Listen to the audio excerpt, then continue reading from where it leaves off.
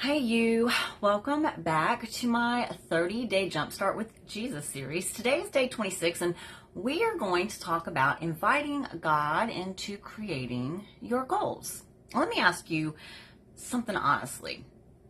When you think about goals, do you ever feel torn between wanting more and not wanting to feel selfish for wanting more? You want to grow and you want to move forward, but you also want to honor God.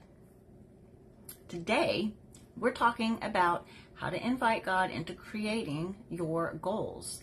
So your plans don't just look good on paper, but they feel right in spirit. Whether you're planning a new day, a new season, or a whole new year, this does matter.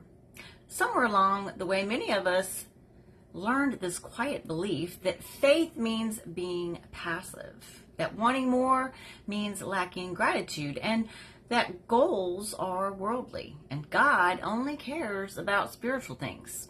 But that is not biblical, my friend. God is a creator. He plans, he builds, he finishes what he starts. And when we invite him into our goals, they stop being about ego and start becoming about obedience. Proverbs chapter 16 verse 3 says, "Commit to the Lord whatever you do, and he will establish your plans." Not abandon your plans, not erase your desires, establish them. And Psalm 127 verse 1 reminds us, "Unless the Lord builds the house, the builders labor in vain." That doesn't mean we don't build. It means we don't build alone. Inviting God into your goals doesn't mean asking him to bless your agenda. It means saying, "God, what do you want to build through my life?"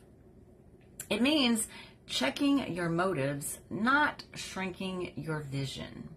God may refine your goals. He may reorder them. He may even expand them. But he is never threatened by your desire to grow. In fact, he planted many of those desires there himself. So how do we particularly invite God into creating our goals? Here are 3 simple steps you can use any time you're planning something new. Number 1, start with prayer. Before pen and paper, before lists, before planners, before vision boards, ask God, what matters most to you right now? 2, ask alignment questions. Does this goal draw me closer to God or farther from him? Does it serve others and not just myself? Does it bring peace or constant pressure? And number 3, hold your goals loosely and obedience tightly. Goals are guides, not gods. God may redirect you, and that's not failure. James chapter 4 verse 15 says, "If it is the Lord's will, we will live and do this or that." That's surrendering and purpose working together. Let me remind you this, my friend. God doesn't just care about where you end up. He cares about who you become along the way.